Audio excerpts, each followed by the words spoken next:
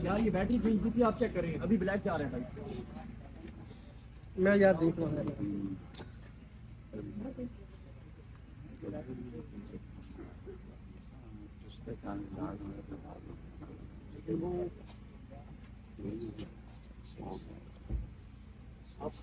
आप यहाँ पर पहुँचे हैं, समीर रहीम साहब रात से यहाँ पर मौजूद हैं। इमरान रियाज खान साहब जो हैं वो अरशद शरीफ साहब की वालदा के हुक्म पर यहाँ पर पहुँचे हैं। और मैं हमारे यहाँ पर मीडिया के ज़ाहिर दोस्त मौजूद थे, लेकिन वो हम खुद नहीं रिकॉर्ड करना चाहते थे वो मनाजिर जब इमरान रियाज खान साहब आए और अरशद शरीफ साहब की वालदा मोहतरमा से मिले।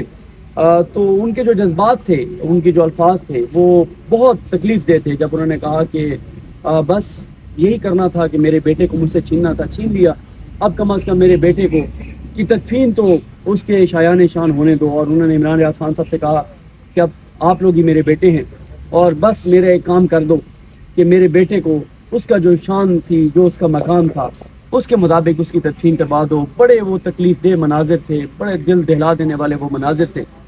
इमरान भाई आप यहाँ पर आए अरशद भाई की वालदा के हुक्म पर, क्या जज्बात हैं आपके? कुछ भी नहीं बोल सकते अब। तो फिर मेरी की गुजारिश है, मैंने चीफ जस्टिस ऑफ पाकिस्तान में पहले भी गुजारिश की है, ये हाथ जोड़ के आपसे गुजारिश कर रहे हैं साहब, कभी मैंने अपने लिए हाथ नहीं जोड़े। जितना हमें जलील किया गया, जो कुछ भी किया गया, वो सारे को एक तरफ रख दे साहब। ये चीफ जस्टिस ऑफ पाकिस्तान से हाथ जोड़ के अपील है मेरी, मैंने आज तक किसी के आगे हाथ नहीं जोड़े। वो एक माँ इंतज़ार कर रही है अपने बेटे का, उसने अपना बेटा, अपना शौहर इस मिट्टी को दिया है। एक दिन में इस घर से 2 लाशें उठी हैं। वो जो दफनाने वाला था आज वो भी छिन गया, उसको उसका बेटा सिर्फ ला दें खुदा का वास्ता। ये आपकी रियासत कर सकती है, ये आपकी हुकूमत कर सकती है, वह एम्बेसी आप लोगों के कंट्रोल में है। ये आप हमें करके देख सकते हैं, जो चाहिए अपने आप को बेच कर हम देंगे। जिस चीज़ की सहूलत चाहिए, जितना पैसा चाहिए, हम अपना सब कुछ बेच कर देंगे। ये हाथ जोड़ रहे हैं आपके आगे खुदा का वास्ता, उनके बेटे की लाश उनको देने पर चाहिए। वो माँ एक ही बात कह रही है कि मेरे बेटे को इज्जत के साथ दफन करो, और ये तुम लोगों की जिम्मेदारी है। हम यहीं खड़े रहेंगे, हाथ जोड़ के अपील कर रहे हैं, अल्लाह का वास्ता है कि उसके बेटे की लाश लाने में हमारी मदद करें। और ये चीफ जस्टिस ऑफ पाकिस्तान आपसे है, इस्टेब्लिशमेंट के ऊपर हमें कोई, इनके सीने के अंदर जो है वो दिल नहीं है, पत्थर है इनके सीने में। ना हमें इस्टेब्लिशमेंट से कोई उम्मीद है, ना इस गवर्नमेंट से कोई उम्मीद है। अभी तक सो रहे हैं, ये सूरज ऊपर आ गया, ना ये रात ख़त्म हो रही थी, ना सफ़र ख़त्म हो रहा था। मैं जैसे इस्लामाबाद पहुंचा हूँ लाहौर से, मैंने इतना बुरा सफ़र कभी नहीं किया। मुझे बार बार ऐसे लगता था मैं अभी उठ जाऊँगा, सो रहा हूँ और ये सारा एक ख्वाब होगा। लेकिन बदकिस्मती से हम ये दिन देख रहे हैं। हम इस दिन का हिसाब लेंगे लेकिन बाद में। अभी गुजारिश सिर्फ इतना है कि हमारे भाई की जो लाश है उसको वापस लाने के लिए हमारी मदद करें। वहाँ पे आपके पास एम्बेसी है, आपके पास वहाँ पे निज़ाम है, हमारे वहाँ तक हाथ नहीं जा सकते, मजबूर हैं, बंधे हुए हैं। बस किसी तरह इतना करवा दें चीफ जस्टिस ऑफ पाकिस्तान कि हमारे भाई की लाश यहाँ तक पहुँचा दें। समीर साहब, जब इमरान भाई मिले, आप तो ज़ाहिर है रात से अरशद भाई की वालदा के साथ आप यहाँ मौजूद हैं। जब वो मिले इमरान भाई तो उनके अल्फाज ये थे कि 2 बेटे थे, एक पहले चला गया और एक आज चला गया।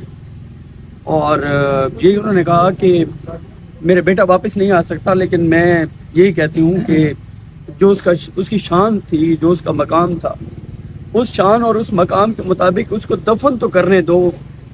ये उस माँ की आखिरी इल्तिजा है, ये उस माँ की आखिरी अपील है। क्या कहते हैं? देखिए, मैं जब पहुंचा हूँ रात यहाँ पे, तो जो हौसला मैंने देखा उनमें, मुझे यकीन नहीं आया कि ये अरशद की माँ इस कदर हौसलामंद हो सकती है।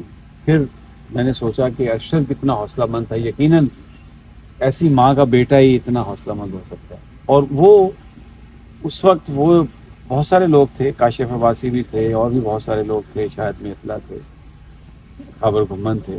वो ये कह रही थी कि ये जो मेहमान आ रहे हैं, अरशद के दोस्त आ रहे हैं, उनकी खिदमत में कोई कमी ना रहे। अभी भी कह रही थी कि जो दोस्त अर्शद के आए हुए इनको नाश्ता दो, इनको नाश्ता कराओ, ये कह रही थी। और बात हो रही थी अर्शद साहब के दोस्तों के साथ, जिनके साथ ज़ाहिर है आपसे भी बहुत बात होती, कि वो यही कहते थे, यार क्या करेंगे, ज़्यादा से ज़्यादा मुझे पता है क्या करेंगे, एंड पे मुझे गोली मार देंगे। तो वही हुआ। इधर एक दिन ये पार्लियामेंट हाउस में वो सेनेट की कोई कमेटी है, जब लोगों को कोई मारता है तो वो लोग बैठते हैं और बैठ के कोई वो बातचीत करते हैं।